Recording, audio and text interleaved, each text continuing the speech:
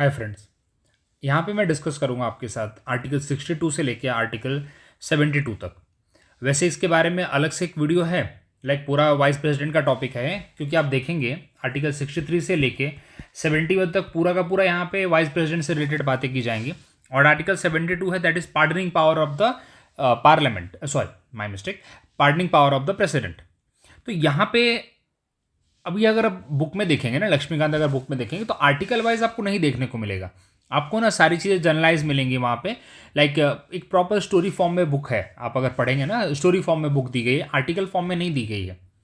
लेकिन आजकल जो क्वेश्चन पूछे जा रहे हैं वो डायरेक्टली आर्टिकल के रूप में पूछे जा रहे हैं। आपको एक एक आर्टिकल के ऊपर डायरेक्टली इससे स्टेटमेंट आ जाता है, आर्टिकल ही उठ के आ जाता है सीधा। तो वैसे केस में थोड़ा डिफिकल्ट हो जाता है, इसलिए मैंने कोशिश किया कि आर्टिकल वाइज भी पढ़े हम लोग। और बहुत सारे ऐसे इंपॉर्टेंट आर्टिकल हैं जो आपको एग्जाम पॉइंट ऑफ व्यू से याद रखने की जरूरत है। तो चलिए देखते हैं कौन सा आर्टिकल बात करता है वाइस प्रेसिडेंट ऑफ इंडिया के बारे में। तो आर्टिकल 63 डायरेक्टली बात करता है there shall be vice president of India.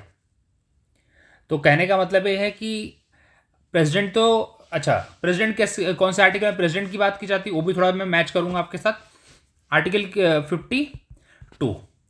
अब यहाँ पे थोड़ा सा मैं प्रेसिडेंट के बारे में बताता रहूंगा, जिससे कि आप लोगों को ना थोड़ा, अगर आप लोग मेरे साथ बने हुए हैं तो आप लोग उसको मैच कर सको। ठीक है। तो आर्टिकल 52 में बात की जाती है that there shall be the office of the president and who is the head of the state, ऐसी बात की जाती है वहां पे। चलिए आगे बढ़ते हैं।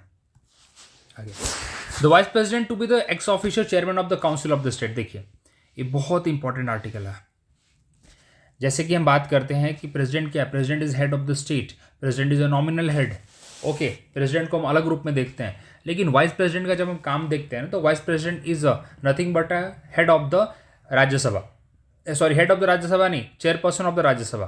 वो जो चेयरपर्सन की जो कुर्सी होती है ना, वो डायरेक्टली उन्हीं के लिए बनाई गई है। उन्हीं के लिए बनाई गई, कहने का मतलब है कि वहाँ पे वाइस प्रेसिडेंट ही जाके बैठेंगे। क्योंकि जो आर्टिकल नंबर 89 कहता है, आर्टिकल नंबर 89 क्या कहता है कि there shall be the chairman and the vice chairperson. तो वहां पे फर्दर इलेक्शंस की जब वो बात करता है तो वाइस चेयरपर्सन की इलेक्शन की बात करता है, ना कि चेयरपर्सन की इलेक्शन की बात करता है। क्योंकि चेयरपर्सन कौन है वहां पे, चेयरपर्सन तो वाइस प्रेसिडेंट है, उसके इलेक्शन की बात हम यहां पे करेंगे। समझ में आ गई बात आपको। तो इसलिए आर्टिकल 89 जब हम पार्लियामेंट का टॉपिक पढ़ेंगे, ऑलरेडी मैंने चेयरमैन का, वाइस चेयरमैन का टॉपिक पढ़ा रखा है, तो उसके अंदर सीधी बात होती है यहाँ पे कि वाइस चेयरमैन का इलेक्शन करेगी राज्यसभा। क्योंकि चेयरमैन का इलेक्शन ऑलरेडी वाइस प्रेसिडेंट ही है और वाइस प्रेसिडेंट का इलेक्शन का प्रोसेस अलग है। तो राज्यसभा सेपरेटली कोई इलेक्शन नहीं करेगी वहां पे। ओके, आपको पता होगा कि स्पीकर का, डिप्टी स्पीकर का, deputy chairman of the Rajya Sabha, उनका क्या होता है कि उनका अपने हाउस के अंदर ही इलेक्शन किया जाता है। अपने आप में जो लोग होते हैं वहां पे एमपीज होते हैं, वो इलेक्ट करते हैं एक पर्सन को। तो यहाँ पे जो वाइस प्रेसिडेंट है उसका इलेक्शन कराया जाता है bye the election commission of India. उसके लिए 20 प्रपोजर होते हैं, 20 सेकेंडर होते हैं, आपको पता है सारी बातें। ओके, लेकिन यहाँ पे ही is x official chairman of the Rajya Sabha, जो कुर्सी उन्हीं के लिए बनी है। एक और बात, क्या वाइस प्रेसिडेंट क्या दोनों हाउस में से किसी भी हाउस का मेंबर है? चलिए लोकसभा तो छोड़ दीजिए, क्या राज्यसभा के मेंबर है? तो he is not the member of the Rajya Sabha, वो राज्यसभा के मेंबर नहीं है। ठीक है। अब एक और बात, जब वाइस प्रेसिडेंट, देखिए वाइस प्रेसिडेंट है तो एडिशनल ड्यूटी उन्हें मिलेगी एज ए प्रेसिडेंट की, जब प्रेसिडेंट साहब अवेलेबल नहीं होंगे इन द ऑफिस या प्रेसिडेंट की पोस्ट वैकेंट हो जाएगी in any of the case, तो उस केस में क्या करेंगे? क्या उस केस में वो he also fulfil the duty of the chairman of the Rajya Sabha? नहीं, उस टाइम पे वो राज्यसभा की ड्यूटी नहीं संभालेंगे। उस टाइम पे वो क्या करेंगे, उस टाइम पे वो प्रेसिडेंट की ड्यूटी संभालेंगे और उनको जितने भी रिमेंबरेशंस मिलेंगे उस टाइम पे, that is equivalent to the president. उस टाइम पे ही is the president, acting president है, लेकिन सारी पावर्स उनके पास किसकी है? प्रेसिडेंट की है। जो डिसीजन लेंगे वो सारी की सारी वैलिड मानी जाएगी। ऐसा नहीं है कि प्रेसिडेंट आके बोलेगा ये तो वाइस प्रेसिडेंट ने लिया, हटा दो इसको, ऐसा नहीं होता। Whatever decision the vice president take when he is the president, all the decisions are valid, all the decisions are valid. Okay, और he is getting all the salary allowances payable as a this president. तो चलिए, तो vice president को वैसे generally किसकी मिलती है? Generally salary allowances मिलती है उनको चेयरमैन की। लेकिन जब वो प्रेसिडेंट का पद संभाल रहे हैं, when he is acting as a president, in a case of vacancy in the office of the president due to death, resignation, removal, vice president shall act as a president until the new president elected. लेकिन कितने दिन में new president elect हो जाता है? 6 month में। 6 month में new president elect हो जाता है। एंड मैक्सिमम हमारा वाइस प्रेसिडेंट 6 महीने के तक ही प्रेसिडेंट बन सकता है। लेकिन यूएसए के केस में अलग है, यूएसए के केस में क्या होता है, अगर प्रेसिडेंट की डेथ हो गई, प्रेसिडेंट रिमूव हो गया और एनी हाउ, तो वहां पे क्या होता है कि जो वाइस प्रेसिडेंट होता है वो रिमेनिंग पीरियड के लिए प्रेसिडेंट बन जाता है। लेकिन इंडिया में वैसा केस नहीं है। इंडिया में जो वाइस प्रेसिडेंट होता है मैक्सिमम 6 महीने के लिए बन सकता है, उससे ज़्यादा नहीं बन सकता है। ठीक है, चलिए आगे बढ़ते हैं।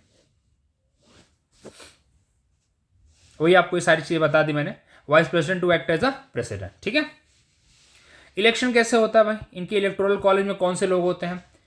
अभी देखिए, इनके ऊपर ज़्यादा आपको आर्टिकल दिमाग में नहीं रख रहे हैं, ये आर्टिकल वाइज बस इसलिए लेके जा रहा हूँ क्योंकि आपको पता होना चाहिए कि हम किस आर्टिकल में क्या बात करते हैं। अदरवाइज इनके आर्टिकल आपको सारे रटने की आपको सच कोई जरूरत नहीं है, आपको सिर्फ आइडिया होना चाहिए इन सब चीज़ों का। ठीक है, क्योंकि ऐसा ना हो कि आपको फेयर आइडिया नहीं है, तो एटलीस्ट आपको आर्टिकल जब पढ़ें तो आपको जब बेयर एक्ट भी पढ़ें तो ये सारी चीज़ आपको वैसे ही मिलेंगी। The vice president is elected by the electoral college consisting of the member of the both the house of the parliament through proportional representation by the single transferable vote and secret ballot।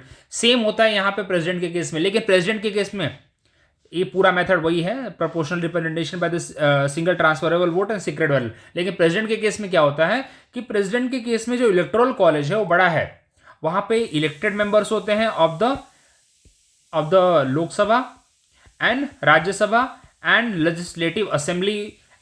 Legislative assembly of Puducherry and Delhi. Okay, लेकिन यहां पे electoral college में इनके आते हैं Lok Sabha and Rajya Sabha only, and all the member कहने का मतलब मेरा ये है कि नॉमिनेटेड भी आएंगे और साथ ही साथ इलेक्टेड भी आएंगे। ओके, अब देखिए यहाँ पे, और वाइस प्रेसिडेंट कहाँ का मेंबर नहीं होना चाहिए, पार्लियामेंट का या फिर स्टेट लेजिस्लेचर कहीं का भी मेंबर वहां पे नहीं होना चाहिए at the time of the election. Okay, qualification क्या है, सिटीजन ऑफ इंडिया होना चाहिए। अब एक और बात आपको बता देना चाहता हूं, अब यूएसए के साथ अगर हमको कंपेयर करेंगे ना, हमारे कंट्री के जो हेड्स को कंपेयर करेंगे, तो यूएसए में क्या है कि आपको सिटीजन बाय बर्थ होना चाहिए। हमारे यहाँ पे ऐसा नहीं है, हमारे यहाँ पे सिटीजन ऑफ इंडिया होना चाहिए, बस वही काफ़ी है। वो बाय बर्थ हो या फिर आपको दिया गया हो, एक्वायर किया हो आपने, आपका वो सिटीजनशिप इंडिया का होना चाहिए, बाकी से मतलब नहीं है।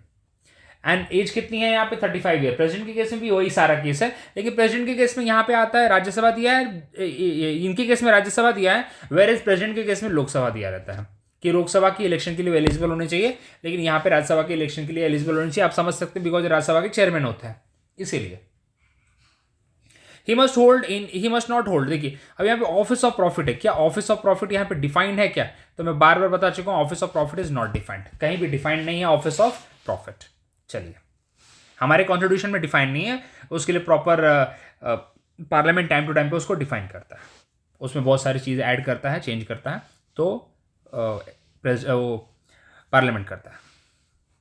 टर्म कितने साल का होता है, 5 साल का होता है, from the day he इंटर्स the office. अब आप सोचेंगे कि मैंने इसको रेड हाईलाइट क्यों किया है। देखिए, क्वेश्चन पूछा जाता है कि वो प्रेसिडेंट के केस में पूछा जाता है, वाइस प्रेसिडेंट के केस में पूछा जाता है कि कब से उनका ना ऑफिस का डेट कब से स्टार्ट होता है, उनका टर्म कब से शुरू होता है। तो देखिए, जब वो एंटर करते हैं, ठीक है, जब वो एंटर कर रहे हैं अपने ऑफिस में, मतलब अभी बोलेंगे कि क्या 10 बजे कर रहे तो 10 बजे, ऐसा नहीं भाई, जब वो शपथ ग्रहण करते हैं तो उसके बाद एंटर करते हैं ऑफिस में, तो उस डेट से चालू कर दिया जाता है, उस डेट से मान लिया जाता है। वेयर एज ऑप्शन में क्या दिया जाता है आपको कि जब वो इलेक्ट हो गए तभी से नहीं, या जब से इलेक्शन उनका खत्म हो गया तभी से नहीं, जिस दिन से अपना ऑफिस ग्रहण करेंगे, जिस दिन से उनका ओथ सेरेमनी होगा, उसके बाद से उनका चालू होगा। Same goes with the president as well. Okay, resign किसको करेंगे, ये रिजाइन देंगे प्रेसिडेंट को। प्रेसिडेंट किसको रिजाइन देते हैं, प्रेसिडेंट इन्हीं को रिजाइन देते हैं। ठीक है, अच्छा एक और बात, इनकी अपॉइंटमेंट कौन कराता है, अपॉइंट बड़े से तो इलेक्शन होता है, इनको शपथ ग्रहण कौन कराता है, सॉरी माय मिस्टेक, इनको शपथ ग्रहण कौन कराता है, ये सब बातों पर भी ध्यान दीजिए, क्योंकि देखिए जब मैं बोलता हूं तो मुझे खुद दिमाग में आता है अच्छा मैंने क्या बोल दिया। इनकी अपॉइंटमेंट नहीं होती है, इनका क्या होता है, इनका इलेक्शन होता है, क्योंकि ये क्वेश्चन आया हुआ है एग्जाम में कि vice president is appointed by the president. हमको लगता है अरे सही बोला है, बिल्कुल सही बोला है, नहीं भैया, अपॉइंट नहीं किए जाते हैं। आपको बता देता हूं मैं, यहां पे गवर्नर को अपॉइंट किया जाता है, गवर्नर को अपॉइंट किया जाता है। ठीक है, governor is appointed by the president on the consultation of the PM and council of minister. अपने को पता ही है वो चीज़, मतलब एडवाइस पे करता है। ओके, और उनके प्लेजर पे ही काम करता है वो। लेकिन यहाँ पे वाइस प्रेसिडेंट का क्या होता है, इलेक्शन होता है, प्रेसिडेंट का इलेक्शन होता है। अब हमें क्यों लगता है, हम बार बार इस थोड़ा सुनते नहीं है ना उतना, हमको लगता है कि वाइस प्रेसिडेंट का शपथ ग्रहण तो प्रेसिडेंट कराता है, या कोई और पर्सन जो प्रेसिडेंट नॉमिनेट करे उस दिन के लिए कि भाई मैं अवेलेबल नहीं हूँ, आज तू वाइस प्रेसिडेंट का ये करा देना, जो भी पर्सन को अपॉइंट करके जाए प्रेसिडेंट, शपथ ग्रहण करा देना। तो हमको लगता है यार वही अपॉइंट करता होगा, नहीं नहीं नहीं, अपॉइंट नहीं करता है, यहाँ पे इलेक्शन होता है। इस बात को आप दिमाग में बैठा लीजिए, भूलना नहीं आपको ये। चलिए, और रिमूव कैसे किए जाते हैं, राज्यसभा एक रिजोल्यूशन पास करती है बाय द मेजोरिटी, और लोकसभा उसको सिंपली एग्री कर देती है। 14 दिन का नोटिस दिया जाता है वाइस प्रेसिडेंट को, और वाइस प्रेसिडेंट को रिमूव माना जाता है। वाइस प्रेसिडेंट का जो रिमूवल प्रोसेस है वो प्रेसिडेंट की तरह नहीं है, प्रेसिडेंट के लिए प्रॉपर इम्पीचमेंट होता है। क्या बोलते हैं उसे, इम्पीचमेंट बोलते हैं आर्टिकल 61 में, और उनके लिए ग्राउंड मेंशन है, that is called violation of the constitution. क्या इनके लिए कोई ग्राउंड मेंशन है, क्या इनके लिए कोई ग्राउंड ऐसा मेंशन नहीं है। ठीक है, ये साथ ही साथ एक तरह से वाइस प्रेसिडेंट को वापस से मैं कवर भी कर रहा हूँ, रिवीजन भी कर रहा हूँ मैं एक तरह से, और आर्टिकल वाइज भी लेके जा रहा हूँ मैं।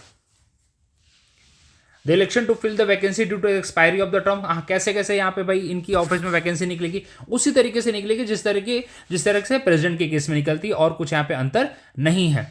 प्रेसिडेंट अगर डेथ हो गई, रेजिग्नेशन दे दिया, रिमूवल हो गया उनका, या फिर उनका टर्म कंप्लीट हो गया, तब उनके ऑफिस में वैकेंसी निकलती है। वैकेंसी मतलब अगेन वहीं पे आप उसको फिल किया जाएगा, सिंपल सी बात है, और कुछ नहीं है उसके अंदर। ठीक है, और उनके लिए आर्टिकल नंबर 62 है, और प्रेसिडेंट के लिए आर्टिकल नंबर 62 है, इनके लिए आर्टिकल 68 है। इतना आपको याद रखने की जरूरत नहीं है, just of the fair idea कि कौन कौन से तरीके से ऑफिस में वैकेंसी निकलती है या ऑफिस खाली होता है, बस।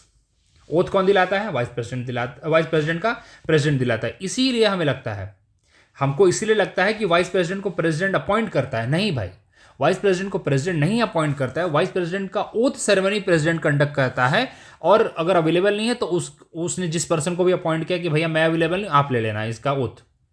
और प्रेसिडेंट का ओथ कौन लेता है, सीजीआई लेता है। अगर सीजीआई अवेलेबल नहीं है तो सीनियर मोस्ट जज ऑफ द सुप्रीम कोर्ट। ठीक है, वाइस प्रेसिडेंट रेजिग्नेशन प्रेसिडेंट को देते हैं, और प्रेसिडेंट भी रेजिग्नेशन वाइस प्रेसिडेंट को देते हैं। चलिए, अब यहां पे discharge of president function in other contingency. देखिए, अगर और इमरजेंसी में अगर कोई ऐसी सिचुएशन आ जाती है तो वाइस प्रेसिडेंट को ऐसी रिस्पॉन्सिबिलिटी दे दी जाती है कि आप भाई एज अ प्रेसिडेंट बहुत सारी ड्यूटीज जो भी है, एडिशनल ड्यूटी जो भी है उनको मिलेगी, he has to do it as a president. लेकिन उसके लिए कौन लॉ बनाएगा, उसके लिए पार्लियामेंट टाइम टू टाइम पे जब जरूरत पड़ती है, जब भी जरूरत पड़े इन फ्यूचर, तो पार्लियामेंट उसके लिए लॉ ला सकता है। ओके, सबसे बड़ा क्वेश्चन, सबसे बड़ा पॉइंट यहाँ पे, जब कभी भी प्रेसिडेंट और वाइस प्रेसिडेंट के इलेक्शन में जो भी इश्यूज आते हैं, कोई भी इशू आएगा, किसके पास जाएगा, वो जाएगा सुप्रीम कोर्ट के पास। सुप्रीम कोर्ट का यहाँ पे एक्सक्लूसिव या ओरिजिनल जुरिस्डिक्शन है, मतलब सिर्फ वो केस सुप्रीम कोर्ट के पास ही जाएगा, हाई कोर्ट के पास नहीं जाएगा। समझ में, ये बात आप याद रखिए। अगर इलेक्शन वॉइड माना जाता है, ओके, अगर इलेक्शन वॉइड माना जाता है, जैसे मान के चलिए आज है 5 फरवरी, आज आपने 6 फरवरी, आज आपने प्रेसिडेंट और वाइस प्रेसिडेंट समझ ली, दोनों में से किसी एक को, प्रेसिडेंट को आपने बनाया, आपने एज ए न्यू प्रेसिडेंट बनाया, लेकिन अगले महीने 5 मार्च को पता चलता है कि यार इलेक्शन तो वॉइड है, तो एक महीने में इन्होंने जो भी अपने एक्शन लिए हैं उनको हम क्या इनवैलिड मान देंगे? नहीं, वो सारे के सारे एक्शन वैलिड हैं। वो सारे के सारे जो भी उन्होंने एक्ट पे साइन किया है, जो भी उन्होंने लॉ, उनके पास एक्ट भेजा गया है, उनके पास बिल भेजा गया, उसको साइन करके एक्ट बनाया है, वो सब के सब बने रहेंगे वैसे ही, कोई भी चेंजेस नहीं आएगा उसके अंदर। ठीक है, so if the election is declare void, act perform by the president और vice president remain valid. Okay, और एक और बात, अब यहाँ पे अगर इनके इलेक्शन प्रोसेस में कोई बदलाव लाने की बात होगी तो कौन ला सकता है? पार्लियामेंट कैन ब्रिंग, सिंपल सी बात है, पार्लियामेंट ला सकता है और पार्लियामेंट उसके लिए अमेंडमेंट करेगा। ठीक है, इलेक्शन कमीशन ऑफ इंडिया नहीं करेगा। ओके, वैसे तो आपको बता दो, प्रेसिडेंट के इलेक्शन में अगर बदलाव लाना है ना, तो आपको राज्यों से भी सहमति लेनी पड़ेगी। प्रॉपर आर्टिकल 368 के आधार पे आपको अमेंडमेंट पास करना पड़ेगा, कॉन्स्टिट्यूशनल अमेंडमेंट पास करना पड़ेगा, तब जाके आप बदलाव ला सकते हैं। ठीक है, ऐसे बदलाव नहीं ला सकते। और अमेंडमेंट पास करने की जो जिम्मेदारी है या जो पावर अथॉरिटी दे रखी है वो पार्लियामेंट के पास दे रखी है। ओके, और इलेक्शन प्रोसेस जो होता है प्रेसिडेंट का और वाइस प्रेसिडेंट का, ऑफकोर्स वो प्रॉपर हमारे कॉन्स्टिट्यूशन में मेंशन है। ओके, तो उसमें कोई भी बदलाव अगर आप करेंगे तो पार्लियामेंट के पास पावर है बदलाव करने की, ना कि इलेक्शन कमीशन ऑफ इंडिया के पास पावर है। तो एग्जाम में अगर क्वेश्चन पूछा जाए कि any law related to the election process of the president and vice president can be done by the election commission of India, तो statement will be wrong. Okay, कोई भी चेंजेस अगर उससे रिलेटेड करने हैं तो कौन कर सकता है? ओनली एंड ओनली पार्लियामेंट कर सकता है। ठीक है, ये बात आप ध्यान रखिए। और यहाँ तक कि एमपीज के लिए भी पार्लियामेंट ही करता है, इलेक्शन कमीशन ऑफ इंडिया नहीं करता। इलेक्शन कमीशन ऑफ इंडिया सिर्फ रिकमेंडेशन देता है। ओके। और नोटिफाई करने की ड्यूटी लेजिस्लेचर की होती है। लेजिस्लेचर मतलब पार्लियामेंट की होती है, और स्टेट लेवल पे स्टेट लेजिस्लेटिव असेंबली की होती है। चलिए आगे बढ़ते हैं। अच्छा, ये सबसे बड़ी बात, the election can not be question due to any vacancy in the electoral college. देखिए, इलेक्टोरल कॉलेज मतलब होता है कि कौन कौन से लोग उनके इलेक्शन में पार्ट ले रहे हैं, हिस्सा ले रहे हैं। तो प्रेसिडेंट के केस का आपको समझाता हूँ, आपको वाइस प्रेसिडेंट भी समझ जाएगा। देखिए, प्रेसिडेंट के केस में लोकसभा के इलेक्टेड मेंबर्स होते हैं, राज्यसभा के इलेक्टेड मेंबर्स होते हैं, और स्टेट लेजिस्लेटिव असेंबली के इलेक्टेड मेंबर्स होते हैं। काउंसिल यहाँ पे पार्ट नहीं लेती है, और दिल्ली एंड पुडुचेरी के यहाँ पे लेजिस्लेटिव असेंबली होती है। ठीक है, चलिए अब देखिए, अभी थोड़ा समझते हैं। ये इनके 1 2 3 4 5, इनके 5 ऐसे हैं, मतलब स्टेट लेजिस्लेटिव असेंबली भी है। इनमें से मान के चलिए कि किसी एक स्टेट में, किसी एक स्टेट की लेजिस्लेटिव असेंबली डिसॉल्व हो गई है, वहाँ पे इलेक्शन कराने हैं, डिसॉल्व हो गई है, और उसी टाइम पे प्रेसिडेंट के इलेक्शन होने हैं। तो क्या प्रेसिडेंट का इलेक्शन वेट किया जाएगा, वेट कराया जाएगा कि अच्छा एक पर्टिकुलर स्टेट, लेट से महाराष्ट्र की लेजिस्लेटिव असेंबली डिसॉल्व हो गई है, जब महाराष्ट्र की लेजिस्लेटिव असेंबली वापस आएगी तब जाके हम लोग इलेक्शन कराएंगे, ऐसा है क्या? नहीं, ऐसा नहीं है। जो इसकी भी लेजिस्लेटिव असेंबली उस टाइम पे एक्टिव नहीं है भाई, वो पार्ट नहीं लेगा, सिंपल सी बात है, लेकिन इलेक्शन कराए जाएंगे। तो यही बात यहाँ पे बोली गई है, the election can not be question due to any vacancy. और इलेक्शन ना ही रुकता भी है, इलेक्शन हो जाता है। कहने का मतलब तुम बस पार्ट नहीं ले रहे हो, बस ये बात है। ये बात आप दिमाग में रखेंगे। चलिए, वैसे तो आर्टिकल 72 के ऊपर अलग वीडियो मेरा आप देख सकते हैं, बट आपको बता देना चाहता हूँ यहाँ पे कितने टाइप के पार्डनिंग पावर है। पार्डन मतलब पूरी तरह से आपने मुक्ति दे दी भाई सजा से, रिप्राइव कर दिया, ओके, मतलब सजा को आपने कम कर दिया, रेस्पाइट कर दिया, रेमिशन और कम्यूट, ये सारे यहाँ पे अलग अलग टाइप के पार्डनिंग पावर है, आप देख सकते हैं इसके ऊपर। एग्जाम में बस इतना दिमाग में रखना है कि article 72 deals with the president pardoning power and article 161 deals with the pardoning power of the governor. देखिए, आपको बता दो, जो सबसे बड़ा क्वेश्चन ये आता है कि गवर्नर के पास भी सारी की सारी पार्डनिंग पावर होती है, लेकिन कौन सी पावर उसके पास नहीं होती है? उसके पास कोर्ट मार्शल को पार्डन करने की कोई पावर नहीं है, क्योंकि वो मिलिट्री का सुप्रीम कौन है? प्रेसिडेंट है।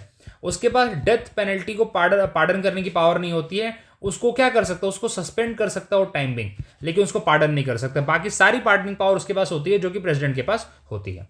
ठीक है, तो चलिए, हमने पूरी कोशिश की आर्टिकल वाइज जाने की। उसी तरह से रिमेनिंग आर्टिकल हैं टिल द आर्टिकल नंबर 78, वो हम खत्म करेंगे। और जैसे जैसे हम टॉपिक करेंगे उसके 1-2 दिन बाद हम ये सब भी आर्टिकल्स वाइज भी कंप्लीट कर लेंगे। ओके, हम आर्टिकल को पूरी तरह मिस नहीं करेंगे। ओके, क्योंकि आजकल आर्टिकल से रिलेटेड काफ़ी क्वेश्चन पूछे जाते हैं। So thank you very much, बने रहिए मेरे साथ और अपने फ्रेंड्स के साथ, अगर पॉसिबल हो तो शेयर करिए। ओके, और न्यूज़ फैलाइए, चैनल को थोड़ा और प्रमोट करिए। Thank you very much.